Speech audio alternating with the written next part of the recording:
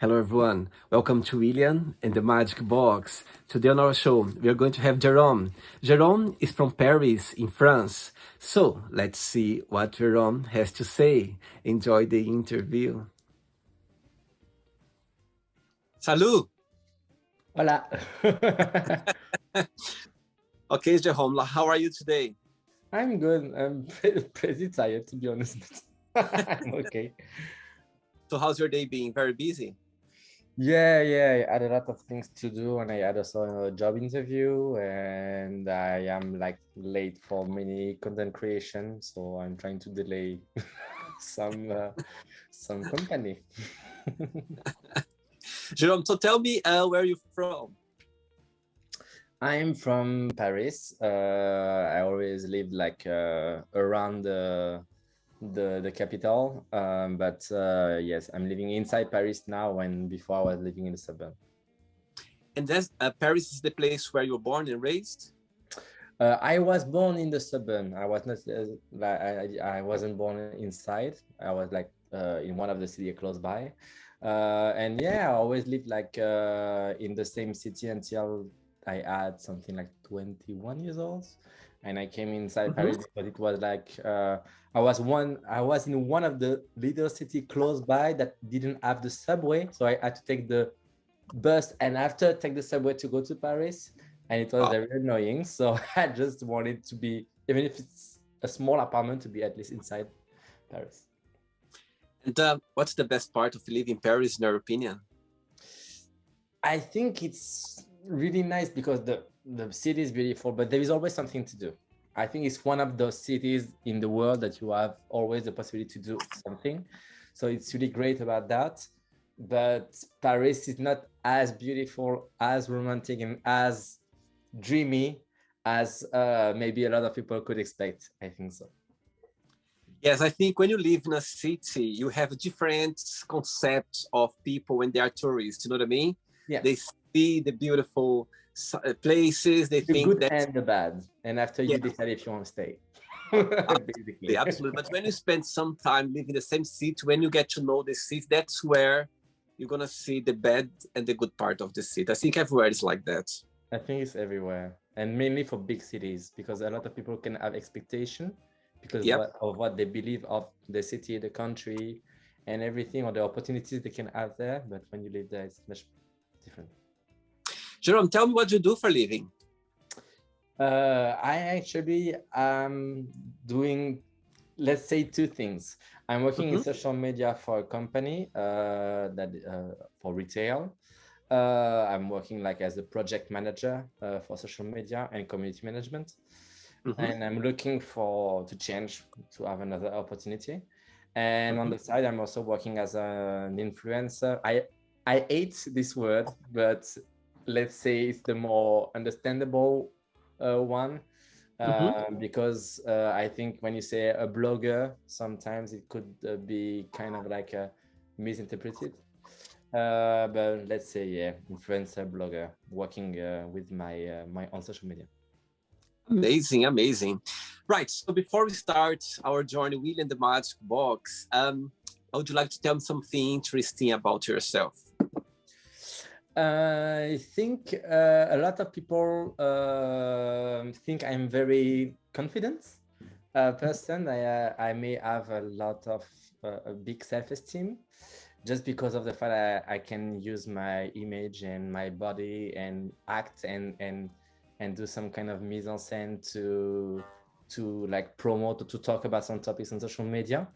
But in reality, I think all my friends could say that I'm not a shy guy, but I'm pretty like perfectionist. I'm very like down to earth, and I can like criticize myself and be really like with a lack of confidence in a lot of situations.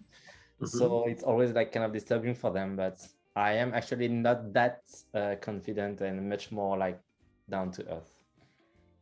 Absolutely. I think when you do a job, when you show your body, when you show your day, when you kind of promote, social media, people, they make this conception that you are the very confident guy, very difficult to get close to, very difficult to talk, a bit arrogant. But at the end of the day, it's a different person. At the end of the day, on your, you know what I mean, like in your private life, you are a normal guy, a simple guy that people they don't see that.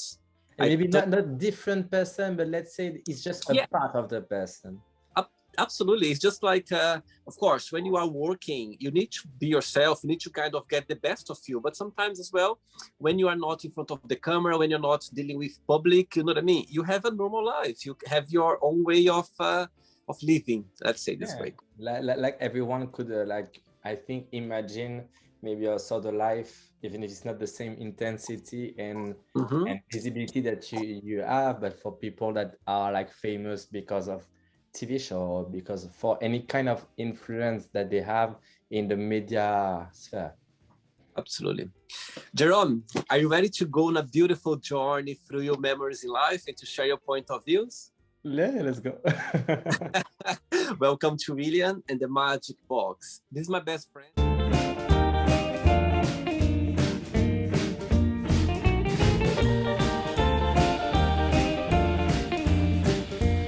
Full of random fun questions. I'm just gonna play a song now just for us to move a little bit before the first question. Let's do it. Okay.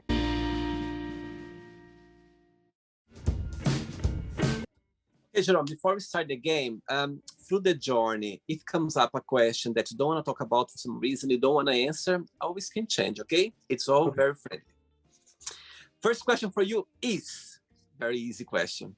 Are you a cat or a dog person? And if you could be an animal, which one that would be and why?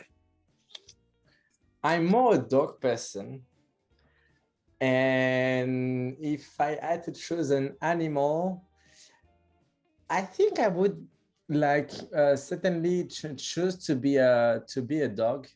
And let's say more specifically a French bulldog, not because he's French, but because of the way he's felt or seen by people. He's very affectious. He's very close to his a father or parents, and he's very natural. Gonna just enjoy simple things. Let's eat and let's have a run and let's rest, and I think it's basically a little me. Do you have a dog right now? Do you have a pet? I had one, unfortunately. My ex kept him. So right now it's kind of a more difficult thing. When I see any French bulldog, it reminds me of him. And yeah, I it's kind of still sensitive for me, so I'm thinking to take a dog when I will have a bigger apartment, because now I came back in Paris and I had my dog with my ex when I was in Madrid, so it was bigger space. I see. Okay, I think those things in life happen, and sometimes it's just part of life. You have to accept it. Next question, let's do it. Question for you is, what was your worst wardrobe mistake?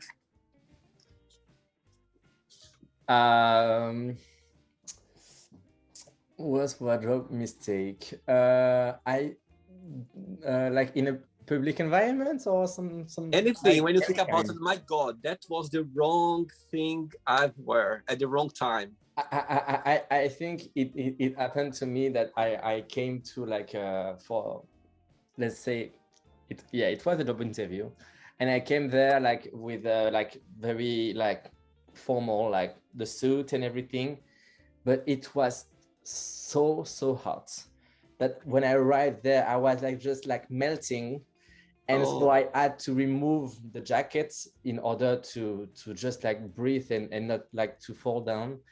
But I was covered with sweat, so I couldn't remove it, and so I had to stay like that for the whole interview. Ooh. And yeah, I was just very uncomfortable during the whole time, and using a towel on my face when the person was looking around. It was very uncomfortable. Did you get the job at least in the end? No. So if at least I could have like done that for something, but no, I just like was like suffering and for nothing. Maybe the person who was interviewed thought, oh my God, this guy is strange. I don't know. He's not comfortable. There's something happening. The person didn't know what's going on. I don't know. And you know, they always, I think like this is a fact. I don't know if it's only in Paris or it's everywhere in the world, but human resources people always give like bullshit excuses all the time instead of trying to really explain anything. So even if you ask for an explanation later on when they tell you, oh, you will not have the job, there is always something give very general and everything. So you will never know. And sometimes better to give like, okay, yeah, it was for that. Better. Maybe the person is watching the interview right now and the person gonna go like, okay, you know what? I'm gonna call you now. I'm gonna tell why I didn't hire you at the time. That would be actually nice for at least for some position, because at least this one, I think it was, yeah, it was one opportunity, but maybe not the one I would have preferred. But sometimes when you really want and you don't have it, yeah, if you have any kind of feedback, I'm taking it. It meant to be anyway. It meant to be. Really. Next one. Right, before the next question, tell me what's the best part of being influencer, digital influencer, and what's the most challenging parts in your opinion?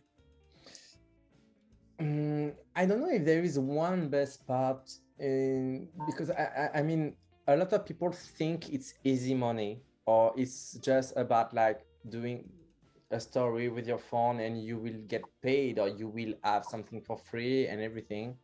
For me, what I like is about being able to be creative, and that people are like entertained, and that they are like, I don't know if it's just like about giving a smile, or just about the fact that they will like be thinking about something else for one moment. I think it's my goal.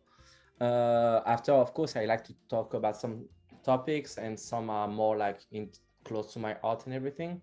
But it's not. I don't think there is like one part I would say best, just because of the fact that you are like paid sometime, and most of the time you are not paid, and a lot of people think that you are paid every time, and it's not the case. And even like for the products, it's not because you are working with them that you are working with everyone. You don't choose to work for everyone, or at least me, because I don't see why I would talk about I don't know, a foot cream. I don't put cream on my foot, so I don't need it. I don't know, like it could be about anything crazy. And what was the second part of the question? What's the negative part of it? I think the negative part sometimes is about the time management, I would say, just because of the fact that you have to keep track of a lot of things if you want to do it in a good way. I mean, you need to be creative, but you need to keep an eye on the trends, and you need to keep an eye on which kind of topic is maybe important right now, to keep an eye also on the news and a lot of aspects. And at the same time, you have to do the content and to be able to publish it and to have a voice. And everything is moving so fast. Yeah. And I think like right now, it's a lot about video, and it's about consuming content.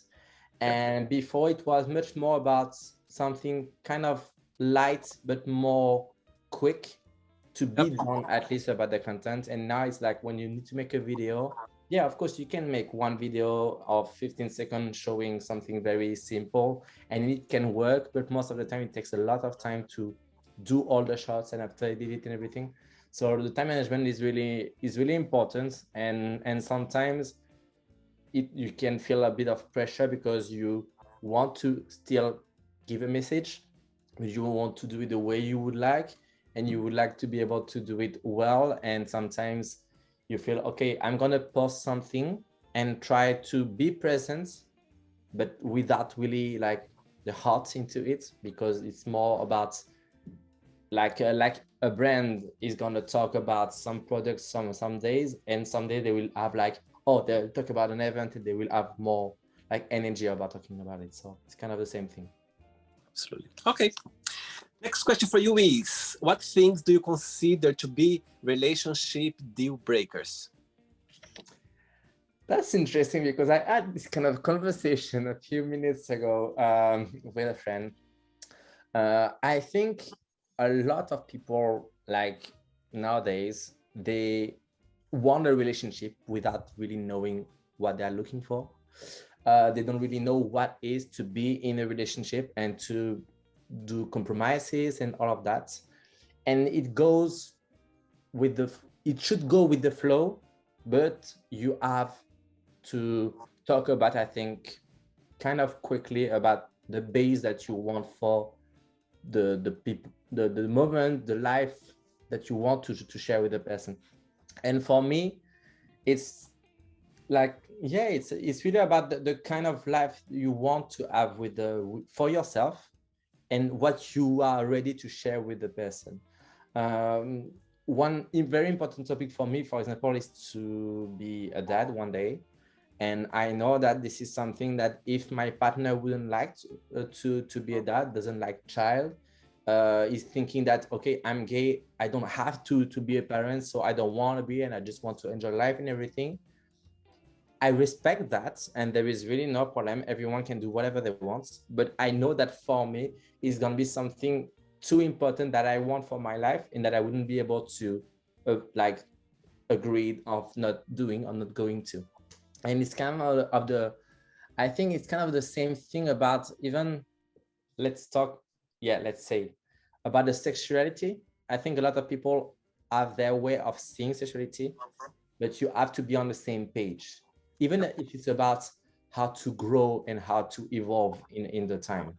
And a lot of people right now is thinking, okay, if you are gay, you need to be, I don't know, a gym queen, and you need to be in an open relationship, and you have to go to the Secret Festival in Barcelona in August. It's kind of the standard.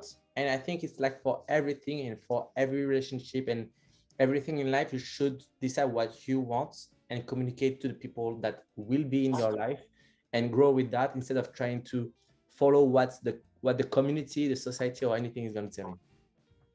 I totally agree. You said something very important. I think the communication is the main key. I think the couple, they need to be on the same page. As you said, it's okay if you don't want to be a dad. It's okay if you want to be free, like in a way. But there's always the other side as well. There are so many gay guys. I know so many gay guys who'd like to have a kid, to raise a kid. And actually, I was in Canada this year, like Christmas. And my best friend is French, actually. He lives in Canada. And I'm the godfather of his son, 2 years old. And but he's straight, and he's anyway. So I went there and I met a gay couple that they are French, but they moved to Montreal, and they start a relationship with this mindset of adopting, and now they just adopt 2 kids at the same time. Can you imagine? And they're both happy. They are just living their lives. You know what I mean? And again, both of them, they wanted the same thing. You know what I mean? They do their life, they go out, they do their things, but the main priority was the kids, and they are so happy. You know what I mean? With like raising a kids now, and they decide to take 2 in one go so they can kind of organize their lives. And think it's something that you build. You need a base, but you also need to build the relationship. And I think a lot of people are like, just, I don't know, kind of entertain or have a vision of what is a relationship because of movies, because of series, because of a lot of things that they can see, but they don't really understand what it implies. It's not only having a kid, but it's also about how you want to raise your kid and in kind of which kind of environments and the time that you want to give them. So it implies that maybe your career will be second and not first, and your trip will be different, or you will not be able to travel as much as you wanted before. And a lot of people need to consider all of that, and you don't need to do and have the same point of view about everything with your partner. But if you want to build a life with your partner, there is some points that if you know it's important for you, and that you will not be able to change it because it changed the whole lifestyle and perspective that you have in the future, this is something that you have to bring to the table, not as fast as possible, but as soon as you know that this is serious, you should do it.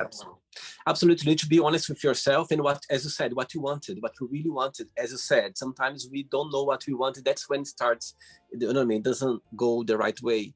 And actually, saying that they're not right or wrong. People, they want to be free, they want to go to festival, do their things. Again, it's okay, it's not right, it's not wrong.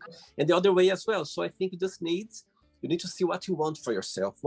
You're not going to have both together, that's for sure. You need to compromise something. You're not going to have the same lifestyle. You know what I mean?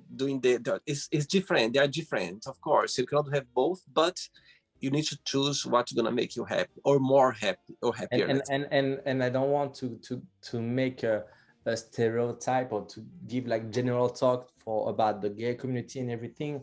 And I'm going to talk more about the gay than the whole LGBTQ and QIA community. But I think a lot of gay people always think they are going to find better. They always think that the grass is greener outside and everything. Yes. Instead of trying to really enjoy what they have and what they would even like kind of need, because we all have different kind of personalities. I don't think everyone matches everyone. Some people are independent. Some people needs like affection every day. Some people needs to be like able to see their partner only one time in a week, and it's gonna be okay for them. You have to match a lot of things, and you need to appreciate what you have, and not always think, okay, I can have someone more handsome, or I can someone more handsome, because they always think kind of like that. It's a bit annoying sometimes to feel that because you are maybe more down to earth and more traditional in a way that you want something more simple. It's kind of like people are looking at you and pointing at you like if you were the one weird, when I don't think there is anyone weird.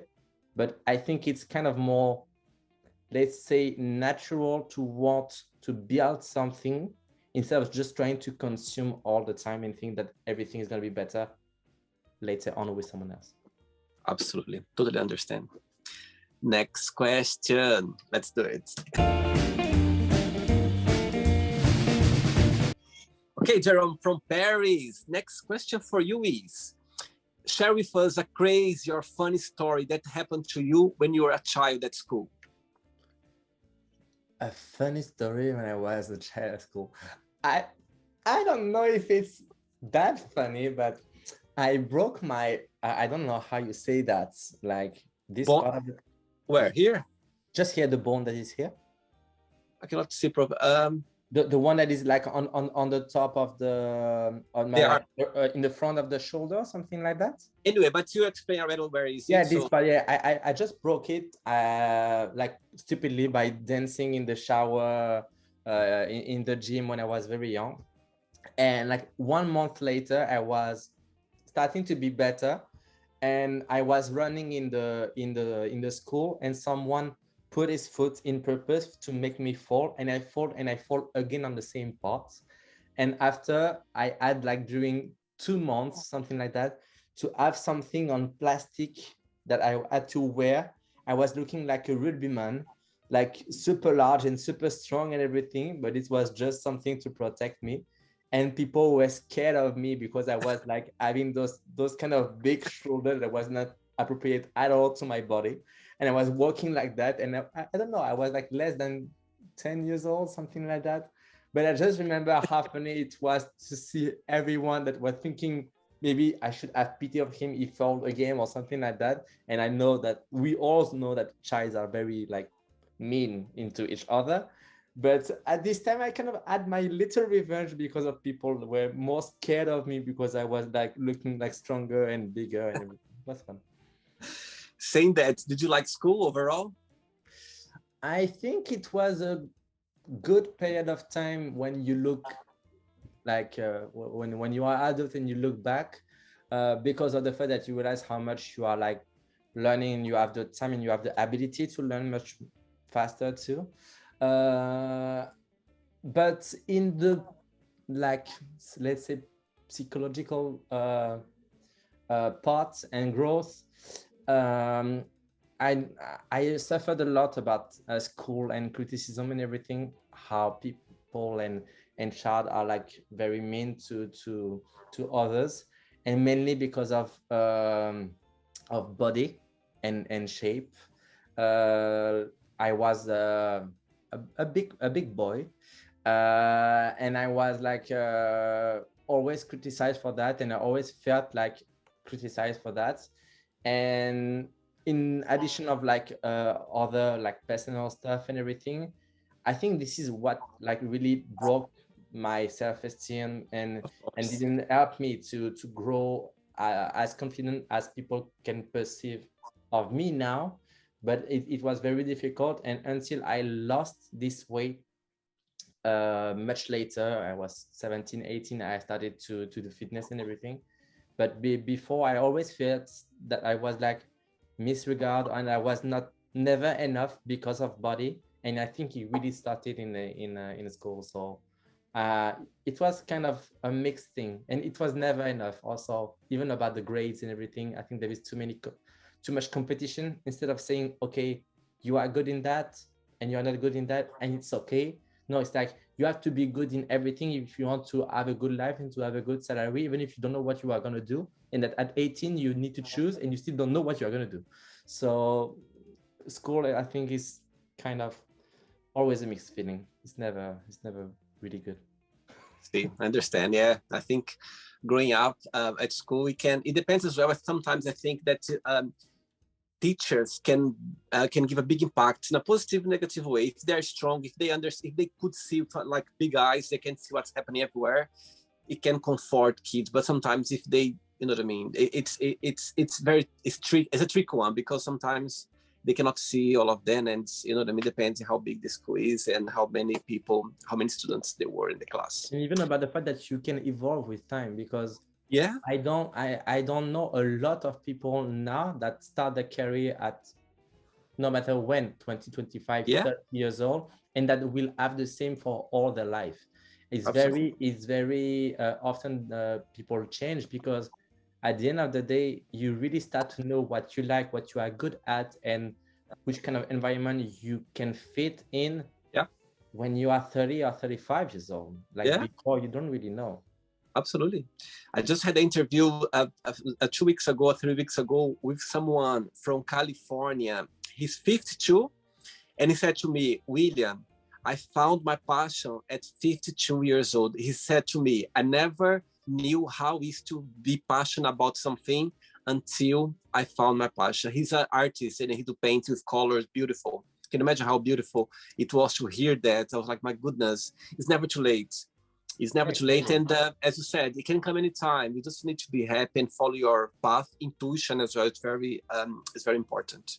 When it's about a passion, I think it's possible for any age, any time, and Absolutely. wherever you are. But Yeah. when it's about career, unfortunately, I think sometimes it depends on the Yeah. country. In the US, it's very open about the fact that Yeah. you can kind of change anytime. And I'm seeing that just because of the fact that in France, people look really much more about how you build your life, your career, and everything. And I changed career. I was working in hospitality before, and I did outside of my main job. I did content creation, but I also like open a marketplace, Mm-hmm. a website in tourism and everything. I worked for that for 6 years, and because of all this experience that I had to work as an entrepreneur and everything, I was able to do a master later on in a very big and famous school in Madrid that was recognized, and that was indeed a high like qualification. But Yeah. now when I am in France and I want to make an interview for any kind of job, it's kind of like they don't really see the experience I already had, and it's Yeah. like I was starting over with zero skills, and I really have to sell myself a different way, with a storytelling way. And it's very hard sometimes to change, but I think the change deserves to be done if you want to be happy.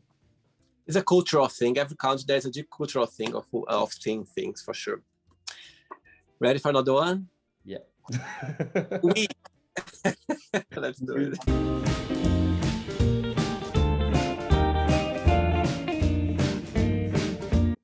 Next question for you is, what is your favorite place in the entire world and why?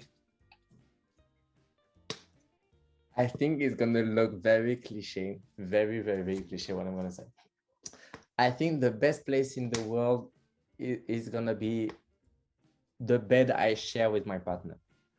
It's just stupid, but I'm a very romantic guy, and I'm very like simple. And I think the moment I feel the more happy is when I'm going to sleep and we have just this little chat about just being comfortable with each other, and when you wake up and that you just make a kiss, and everything is just simple. I think this is the best place for me to be at least on a daily basis. After if we are talking about, I don't know, traveling or anything like that, I would say that I was lucky enough to travel a lot. I went to a lot of countries in mostly every continent, and I really liked Mexico because of the diversity of things that you are able to see, and how people are very warm and very welcoming, and I really like that. And it's a really nice place to go and to visit, and it's so big that you have so much to see, and I cannot wait to go back there. As I could see your big smile when you were talking about your boyfriends, tell me what's the biggest difference between both of you, and what's the biggest similarity? Let's talk about the similarity first. We are together since 7 months, so let's say it's recent. Uh-huh. But the similarity is really about the lifestyle. Like he's like very much, yeah, very similar. About the way he's like going to the gym very often, the way he's eating, the way he likes to eat, the way he control his behavior during the week by being like very healthy, and during the weekend he's gonna, I don't know, take a pasty or something like that and enjoy a bit more life. And even the way he's like seeing a lot of aspects that that I feel make us apart from the community right now about the sexuality, and about how to behave in parties and everything. I don't judge anyone for doing anything, but and at the same time, yeah, we have like very like big differences at the same time, because I'm not very much about astrology, but I had been able to learn a bit more about it, and I am a Cancer and he's Taurus, and we are basically following the guidelines, the opposites on the astrology spectrum, because he's very calm, he's very Can I say something? Can I say something about Taurus? I'll tell you Go. something about Taurus, because I have a very good friends. They are Taurus. They are very, as you said about they're very controlled. Like they like everything very tight, very clean. Everything needs to be very organized. Is he like that? Yeah, he's like that. He's like that. And he's like very, very faithful. Yeah. That's a good point. Yeah, he's like very not say introvert, but he doesn't really show his emotion. Yeah. It's gonna be much more about talking and saying things with like counting every word. Yeah. And not saying it very often, because he's not very romantic, and he's not really like, he's sensitive, but he doesn't show it at all. When I am the exact opposite. I talk about everything. If I feel anything, you're gonna see it on my face. Yeah. I am very romantic, and I am much more about like extrovert and everything. And it makes the fact that sometimes I think we don't really understand each other directly. Mm-hmm. So we have to communicate. Absolutely. I have a tendency maybe not to communicate on something that could be a bit sensitive about, and I'm not very much comfortable sometimes to talk about sexuality, just because of a trauma I had in my past. Now I'm like, I mean, it's difficult for me to talk about sexuality with my partner. I understand. But with everyone else, I'm okay. But with my partner, I think I have kind of like politeness or a shame. I'm always kind of scared. Makes sense. And it's not easy. I understand. Sometimes when we are more vulnerable, you can talk with a stranger. Sex is a very interesting thing because sex sometimes, but it comes with time, Jêróme. You are very, as you said, about 7 months. You are still getting to know each other, and all this kind of communication, it comes with times. You know what I mean? For sure, one point you're gonna talk about something that maybe for you are not ready to talk about yet. You know what I mean? It will come naturally, and this comes with time. You are building a relationship. Everything is getting together. Everything's kind of, you know what I mean? You are getting to know each other like very well. Is a beautiful thing. It's a beautiful start because sometimes there is something that he doesn't understand you because he doesn't know you well yet, and maybe you don't understand him because this kind of situation, it just come with time. You know what I mean? Yeah. And it's beautiful to build that, because when you start to get to know even more, you're gonna go like, my God, the bond's gonna be even more stronger because you're gonna understand yourself in a different level, and everything comes with time. And you grow with time. I think the sexuality grow and is Absolutely. getting better with time. But you also need to have a base, because absolutely, I think when you have difficulty to talk about sex with your partner, some people doesn't have this problem, and at the same time, when you start this new relationship, it doesn't go well. I think it's like, okay, is it really normal that this is not going well at the beginning in this topic? Right now, I think if anything like that would happen, I would stop. Not because I am like a very like sexual person, everything, but because I have learned with past experiences that if it doesn't work well and we don't speak about it, even if there is love, it may be a problem later, or it's going to be always a problem. absolutely. And I think you need to have a good base on this. Not just that, but also as well, you need to be open to understand things and open to see the other side, and the other person need to respect as well. You understand that it will come with time because of trauma, because of things in the past, because other relationships, everything builds you and makes you the person you are at the moment. And yeah, but I think it is beautiful to, you know what I mean, when you are getting to know each other, and with troubles, with happiness, with challenges, with communication, without communication, everything, it comes with time. And if you're meant to be, it will be, and you guys gonna get, the bond's gonna get stronger and stronger for sure.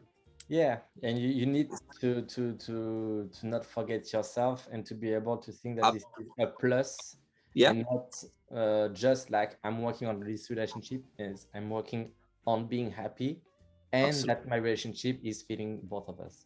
Absolutely. 3 questions left for you. Let's do it. Yes.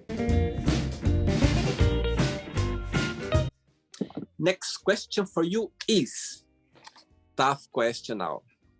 Ooh. If your plane was going down, yeah, and you could call just one person to say goodbye, who that would be and why?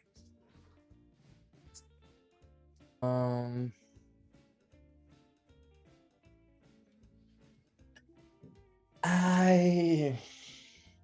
think we always have like this kind of like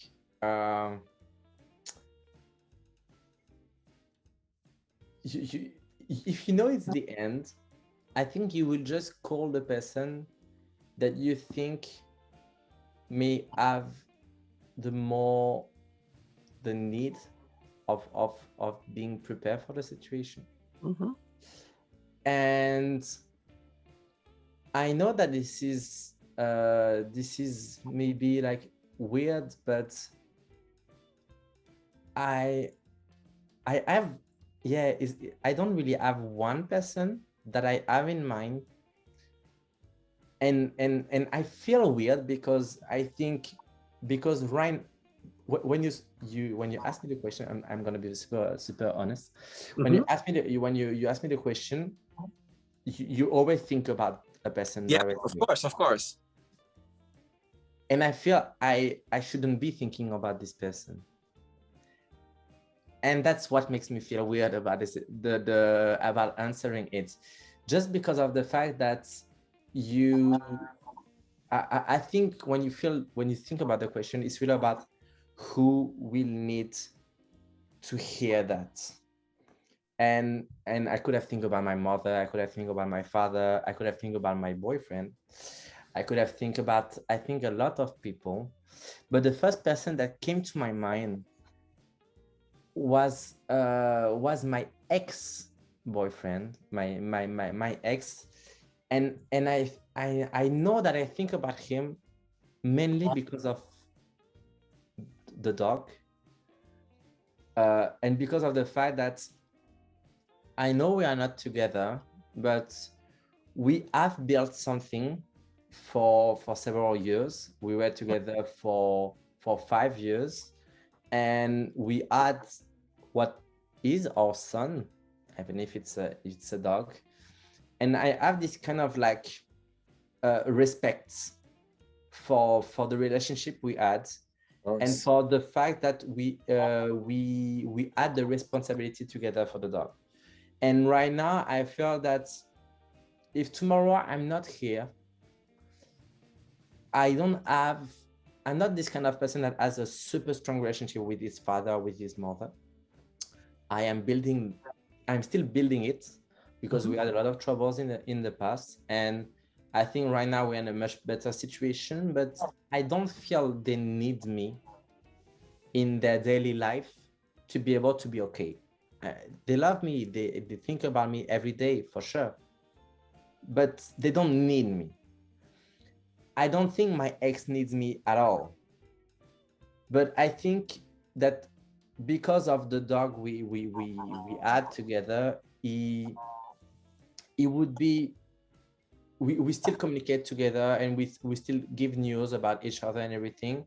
And it was still kind of recent. And even my boyfriend, I'm sure he would be very sad. But maybe I feel he would be less hurt because it's more recent, and because I see him as a stronger person, and I feel he's very much in control, and I'm sure he's gonna be fine. He has a great job, he has a great life. I'm gonna feel safe for him. When my ex, it's like we are still married. We are in the process of getting divorced, but it takes time. We were married, so there was a lot of things that we had to do and to manage on time. And I think because of that, and because of the fact that still recently we were both thinking about building this life together, if the fact I will be dying, or I will be about to die, I think it would still have an impact on him, and that in addition, he wouldn't be in contact with me. So it would be like no one would be, we would contact him to tell him, okay, this is what happened. And so I think it's kind of my it's kind of a necessity. I need to tell him, and I am feeling he's more, not weak, but less strong about that, because also it's very, I think this is even maybe the most important reason. He's scared of plane. Wow. Every time he's taking a plane, because he had 2 emergency lay down, and every time he was taking the plane, every time he was like taking pills, and he was like shaking, and I had to reassure him. And every time I take a plane now, I'm always thinking about him and about the fact that he would be scared. And I think it's something that maybe with time I will not think about it anymore, but right now it's still recent. And it doesn't change the fact about that I moved on and I am really happy in my relationship. But yeah, I thought about him because of the plane and because of the dog. Jêróme, I must say something. This question came up for so many different people, like you have no idea. And of course, people, they have different answers. But I must say, I love your answer. I think it's such a genuine answer. The way you explain everything, it makes all sense. Beautiful, beautiful, beautiful. And I love that, because you're not in a relationship anymore, but you're carrying the good part of it. And that's what meant to be. Good relationships, when you finish that story, but this person is going to be connected to you forever. You know what I mean? For some reason, maybe not going to talk to each other for years and years, or maybe, but you build something. Something is going to be in your both lives. And I think that's beautiful. I think it's, I will always remember this answer. I love that. I think the way you explain it makes sense. And I think it's not because this kind of relationship didn't work. It doesn't mean that it needs to be less important in the future. No. And I know that, for example, a lot of people doesn't want to have contact with their ex anymore. And I mean, everyone takes do whatever they want. But yeah. I always felt it wouldn't be something I would be like me doing. And I would hope that my other half, my new partner would accept, just because of the fact that I will not stop respect you, and I will not stop being faithful to you, but we have built something that I just respect that. And right now I know that my ex, we are like in the process of divorce, and for many reasons too, I feel sometimes I really have to make things going well, because we never happen what's gonna happen. And I know that the day I'm not gonna be married to him anymore, I will be able to be deciding really which kind of relationship I am able to have, not because of feeling kind of like link and kind of a legal aspect added to it. Understand. Amazing. I love it. 2 questions left for you. Let's do it. But before the next question, tell me how was growing up a gay boy in Paris or close to Paris? How was your way of growing up being gay? Did you have the support of your family? Not really, because my family was, I don't know, I think very traditional. And I think like a lot of parents, they are just thinking, okay, I want my kids to be happy, but I want also grandkids. And so they are like not even, I don't know, not even thinking about the fact that they don't know what is going to be about their life, their future, their sexuality and everything. My father was always making kind of joke when we were like watching James Bond, and he was saying, oh, she's gorgeous and everything. Like, I don't know, a lot of kind of that. And that I remember that I was like, I was interested in girls before, but when he was saying that, I knew that I was also interested in boys, and I was maybe like confused and I didn't know exactly what to feel. And because he was saying that, I was kind of, okay, I have to, like, this is the normal way. And so I was living only with my father. My mother wasn't home. She was sick, and because she was an alcoholic. I just say that because of the fact that I was able to share a lot of things with her. And I think if she would have been living with me, I would have felt maybe more comfortable to talk to her at those times about those topics. But she wasn't. And after, it was kind of a complicated relationship with time. And so at home, it was very, very difficult. And I think because it's something I moved on, and because I'm okay with it now, I just want to specify also one thing that show how much it could have been confusing and not supporting about being open or being gay or being able to ask questions. My brother tried to rape me when I was 12 years old. He's 17. And at this time, I was confused. I was about like asking myself, do I like girls? Do I like boys? Is it normal to have those questions?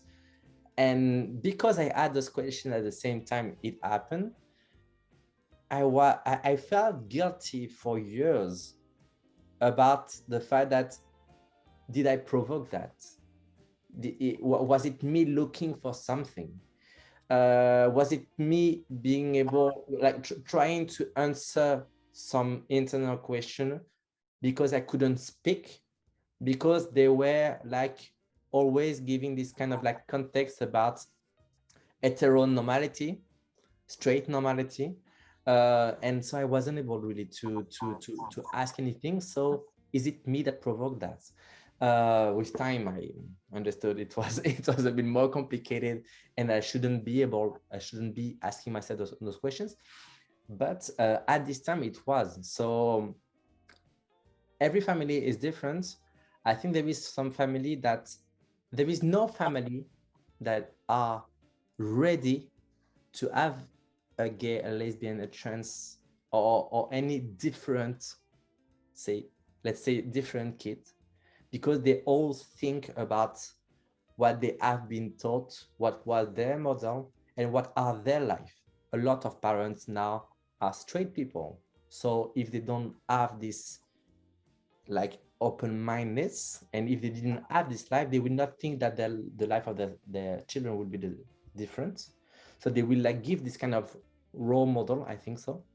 And I think it's happening to a lot of people that if you have this role model and this way of showing life and you don't communicate in a very open way, no one will feel maybe very comfortable to go to their parents and to talk anything. And I just remember one thing. There is like a singer in France, a name, I say her name because he is a man, but his name is Bilal Hassani, and he's like always performing in drag with a wig. And there was an interview with his mother, and I felt so clever and so nice that they had this kind of ritual every Sunday about ask me anything you want. Wow. Every Sunday, it's like open book and you can ask me anything. So of course, I think they were saying that it was very shy question at the beginning, and it could be about, I don't know, like why the sun is like that at this hour. I don't know. Anyway, but with time, he was able also to ask very sensitive question, let's say, but because she really opened the communication. I love that. I love that. How much it was important. I love that. And you have no idea, just for you saying that right now, imagine people around the world, just listen to that, imagine the idea. You just give me an idea, actually. Now I want to do that with my godson, people who I know, people who I care about. It's a beautiful way of, my goodness, I love that. Just before the next question, did you forgive him about this event in your life in the past? I think I decided me to move on, to forgive him. Yes, because of the fact that I didn't want me to keep that in my heart, in my brain, in my body. What was kind of, I think, more difficult was the decision to talk about it to other people or not mainly about talking about, like, let's say publicly, but more talking about my parents, because of the fact that they didn't know. So I more than one time I asked myself, should I talk to them about it? What would be the goal? What would be the consequences? Is it gonna change anything?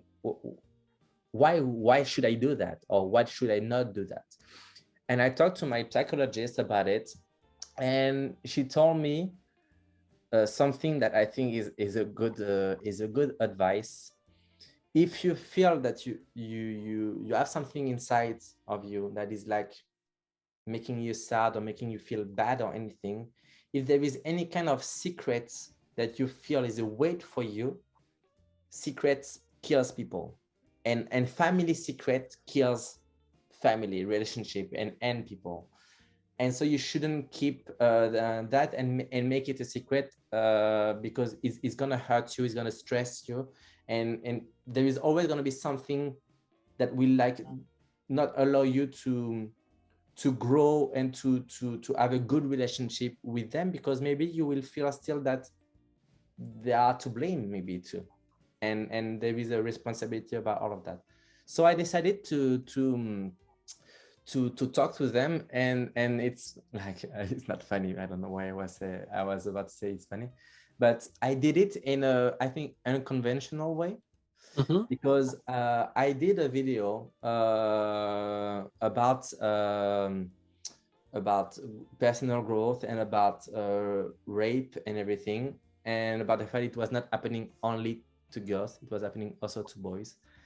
And I did this video during the master I was doing, and at the end of the second term, when I was in holiday and I was in Mexico for 3 weeks alone after my breakup, I decided at this time to send the video to my father and to my mother. And I told them, okay, I was married, we broke up. Oh, and by the way, here is the video. So that was a lot of information for them at the same time. But I felt comfortable at this moment because it was by a video, it was something artistic, creative, that was giving all the information, but that was showing that I was okay now with it, and I grow and I have work on myself, and that I was able to do that because I was adult and I was comfortable in my own skin. Beautiful. Again, thanks for sharing that personal event in your life. Thanks so much. Right. Next question is, what do you like the most about your best friends?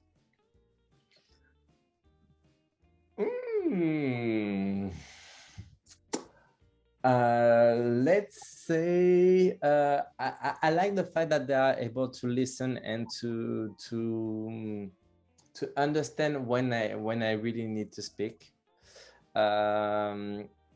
It was weird of answering the question at the beginning, just because of the fact when you break a relationship, when you break with your boyfriend or with your ex and everything, there is always this kind of shifts with group of friends and people that they take aside or something like that. and I always feel that kind of stupid, but if it has to be done, it needs to be natural, not because, oh, I was his friend first, so I have to stay with him, and that's it. It needs to be natural. But out of that, the fact is that I was so focused on my relationship, and I was so focused on also my career, but mainly my relationship, that I forgot to keep my own friendship and to try to build new ones, and to be present for my friends. So I still have some contacts and everything, but would I talk about them as friends? Not really. It really changed the relationship over time. And when I broke up, I thought some people were my friend, and I realized I didn't have a lot of people I was thinking about as friends, and that it seems that it wasn't two sides.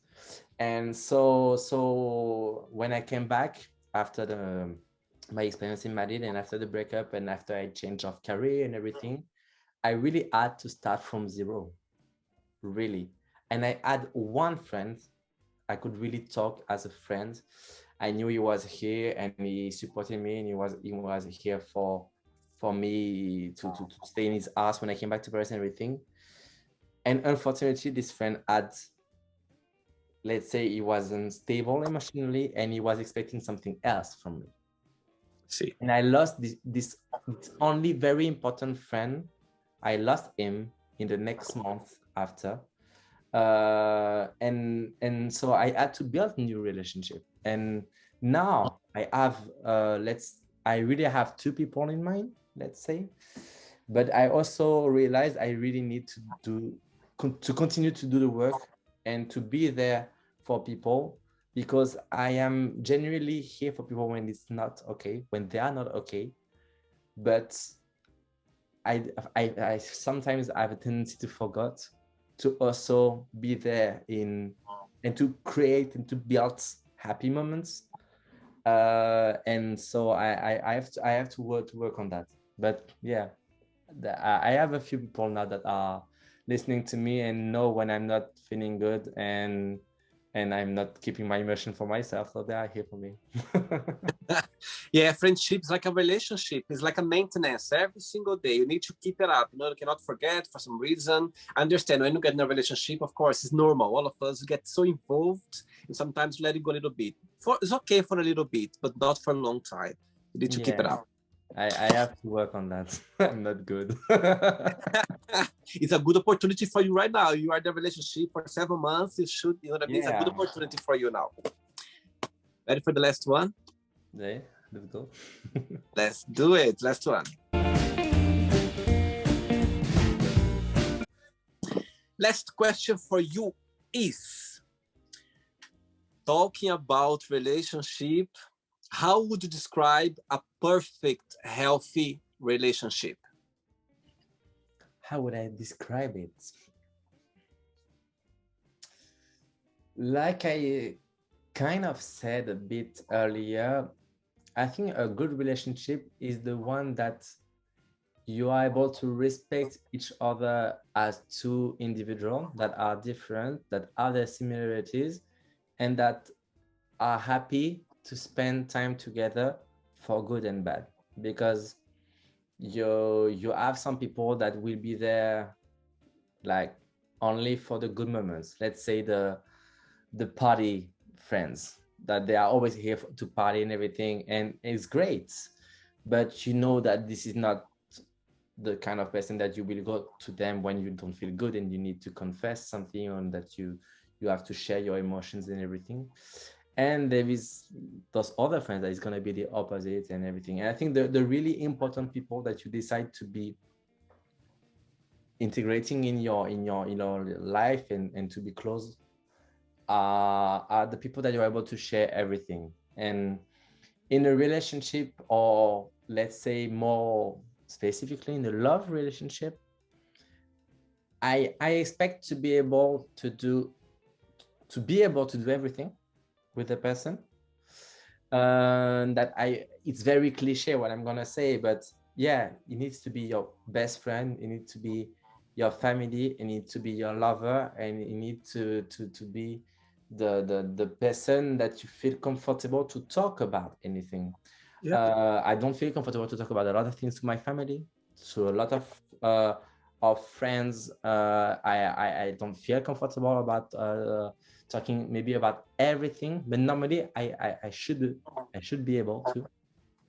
And I think it's about building those things without forgetting yourself.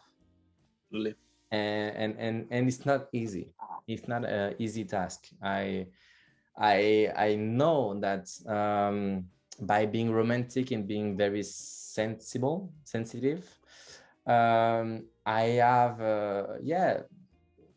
it's not easy for me to think about, okay, I really want to do that, and I shouldn't be at the service of other, even if I'm really happy to do something for someone else, but I should be able to combine and to have a good balance. And I am more a white and black person. I don't really do gray. And I think I am able to do that a bit more with time. I think we are all like learning that. But a good relationship is about balance between making priority of the other, being there for the other without forgetting who you are, and without forgetting to achieve your own goal, and to understand how you want to achieve it, because you need to know yourself. There is I think one thing I'm kind of promoting all the time to people. It's about the core values. There is a kind of an exercise. You make a list of all the values that you feel that you are connected, and you like delete some every day until having only 5. And my personal values are family values, like tradition family values, affection, conviviality, creativity, and coherency. And I know the most important one is coherence. because I need to be logical in things I do and things I show and everything. And I think it's very important to know yourself, to be able to at least keep those things on a daily basis. And if you keep those things and are able to integrate other people, and there is respect, and the other person is doing it too and integrates you, it should be okay. It should be, you should be happy. Easy, very good, very great. Jérôme, it's not the end yet. Let's play now the word association game, okay? I'm going to give away some words. Just tell one word that comes to your mind. Quick thinking, okay? Okay. So, I hope you are enjoying the interview. Before we do the word association game, don't forget to give a like, don't forget to share this video, and also don't forget to subscribe to our channel. Just click on the button right there. Thank you so much and enjoy the word association game. One word for money. Only one. Only one. Money. Help. Family. Support. One word for life. Food. One word for sex. Pleasure. Love.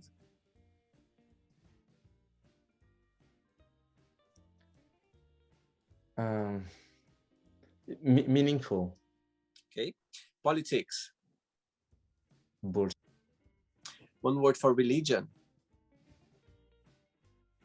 Neutral. Okay. Fear. Adventure. Good one. Friendship. Time. Desire. Dangerous. It can be very dangerous for sure.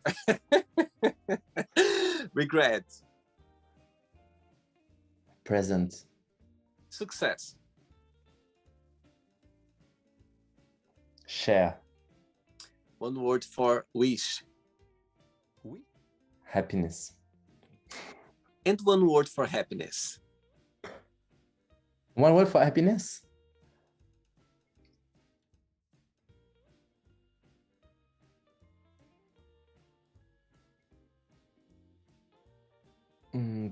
Personal. Okay. One word for France.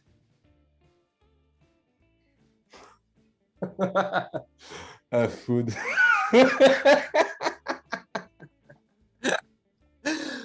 One word for Paris. Bougie. What means bougie? They are.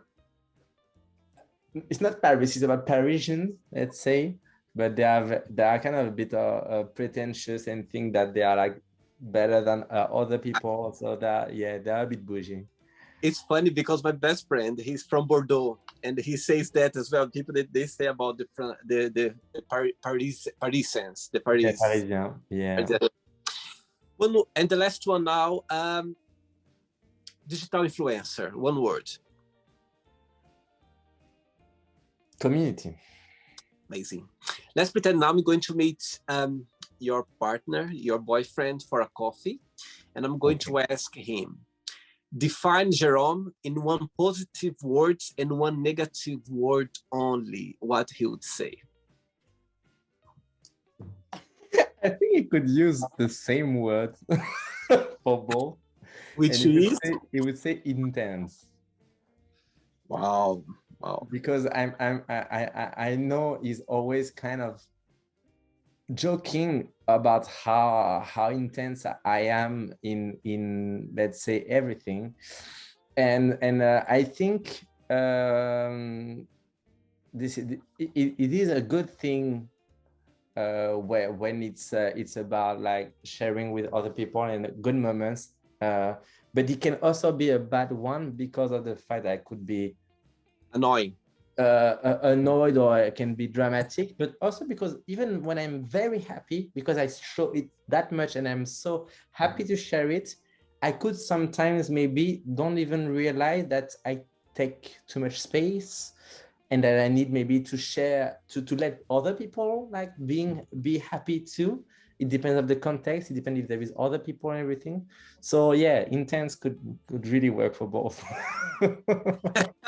And I'll tell you something now. You were talking about astrology before, and I'll tell you something now. I believe in astrology, and I'm Scorpio, yeah, my star sign.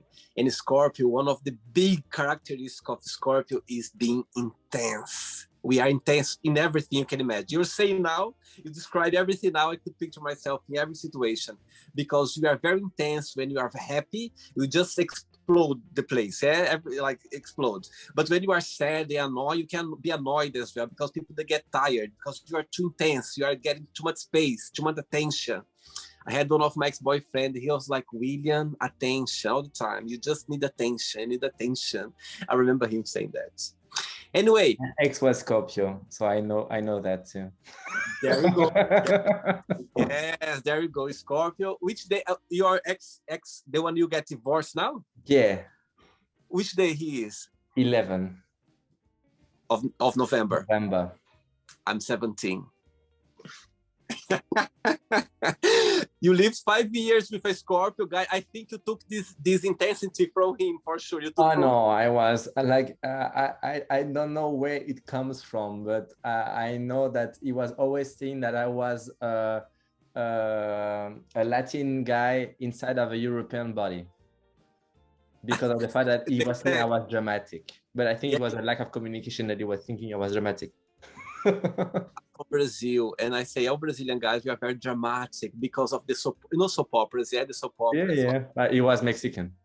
So exactly the same. You see, you understand. Scorpio and Latino together, ooh, big drama. Let's play now, Jêróme, in the magic box, and you can ask me a question. Right, you can ask me a question now. What is your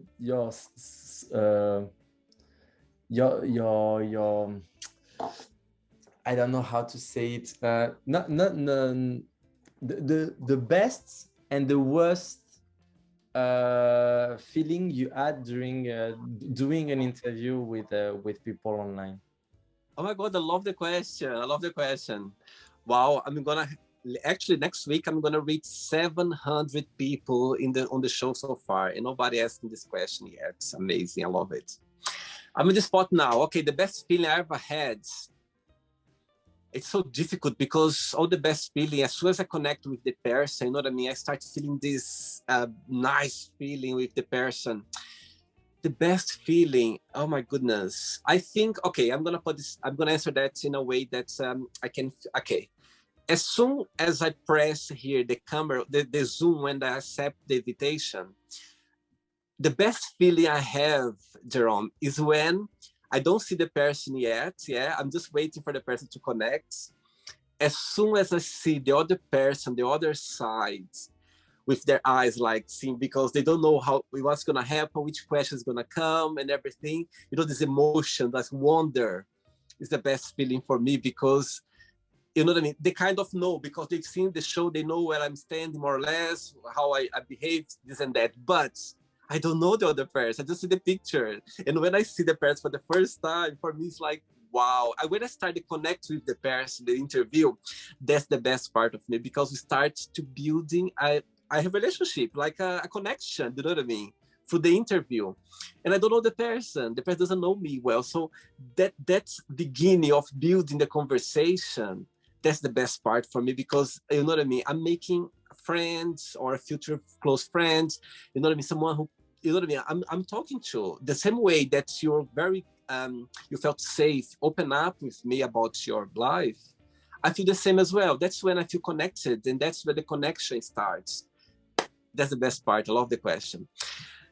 The opposite side that I felt bad, I wouldn't say bad, but say maybe, okay, would be almost the same way as well. But when someone shares something very personal with me that for example, you shared something very personal, but you are over it. Yeah? You're already, okay, now you are talking about, you are helping people, this and that, and it's beautiful. But when I talk to someone and they share something very personal and sad, but I can feel that they're not healed yet, you know what I mean? They didn't get to the point where they want to be. And that's what I feel a little bit sad about, because I can see the person somehow needs still some, maybe to talk more deeper with someone, or maybe to, you know what I mean? I don't know, but yeah, but that's sometimes when I hang up the call, I go like, oh, I wish I could, I don't know, maybe be closer to this person. I could talk more. I could be like a friend. But you're not the Yeah, you cannot be there for everyone that would be like that. They need to be there for themselves. Absolutely. Very good point. When I see that the person is not ready to be helped, or maybe the person, you know what I mean, is never in a situation, but I wish I could be like closer, or, you know, I could talk to this person like every day, or try to be there for a hug, at least a hug, or to listen to this person. I think that makes me sad, because I can see that, I can feel that it's something there still, but you know what I mean? It's life, and I think I just wish that the person gets in the right path. But I love the question. Yeah, that's for me what makes me feel like, I feel like, oh, I wish I could be closer to this person, just to, you know what I mean, to be more, to give some support somehow, just with my presence, or just with my talk, or just, you know what I mean, give some attention. I think that's what makes me sad. Wow, what a beautiful question. It means a lot what you say, but you need to. And because you gave me like advice, or you answered to some things I was saying, I would just give an advice that I think I need to repeat to myself more often, is that even if you are a sponge, at one moment you need to take water for to take water to go back to your normal shape, and to be able to sponge again, let's say. So it's like a battery. You have to, if you give a lot to people, at some moment you need to reboot, charge, and you are able to go back. Absolutely, absolutely. I think and at the end of the day, we need to love ourselves a lot more than anybody else. We need to like ourselves and look after ourselves and be kind to ourselves before you give your love, or before you share your you know, compassion and everything. You have a good time? Did you enjoy the interview? Yeah, it was fun. And me, to be like, to be 100% transparent, you told me I could be able to watch others and everything, but I didn't want to, because I didn't want to have any kind of expectation to know what I will have to maybe answer, or to like imagine what would it be. So I prefer to come like white page, and okay, let's go into it, and that's it. So yeah, it was really nice. Thank you so much. Thanks for taking the time. Again, thanks for sharing your personal events in life. And I'm going to repeat again, you have no idea how much you're going to be helping people out there, just talking about. And it's sometimes good to listen to that stories, because it helps us to, you know, for some reason or another, to make us stronger, and realize that you're not alone out there. There's always someone sharing the same trauma, the same happiness, the same adventure, the same situation. And it's good to see not just the bad side, but the good side as well. I think everything is nice to hear sometimes, that we're not alone in these words. Before you go, if you just can say something positive, a phrase or something that inspires you. I would just, in any kind of occasion in life, don't forget to be yourself and to be proud of who you are. Because I know in the LGBTQIA community, we always like talk about being proud, and the pride by itself, about the events and everything. But it's not only about the sexuality, it's about who you are and what you believe in, and being able to work on yourself and to be open-minded. And every kind of topic is important, so we always grow and evolve with time.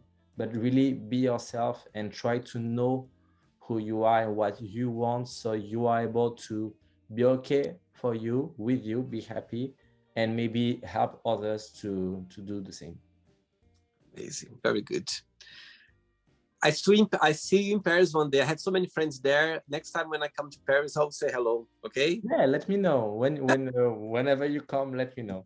Absolutely. I'm not gonna be moving that much this next month at least because I hope, let's cross finger, that I will find a new job, so I will not be able to take any holidays for a while. Merci beaucoup. Thanks so much for the interview. And have a good night. And you. Good night. Bye-bye. Ciao. So, did you like the show? Don't forget to give a like, to share it, and also don't forget to subscribe to the channel. And if you'd like to be part of the show as well, first, subscribe to our channel, and after that, just go to our website, www.williamandthemagicbox.com, and send us a request saying why would you like to be part of the show. And I see you there. Bye bye, see you next time.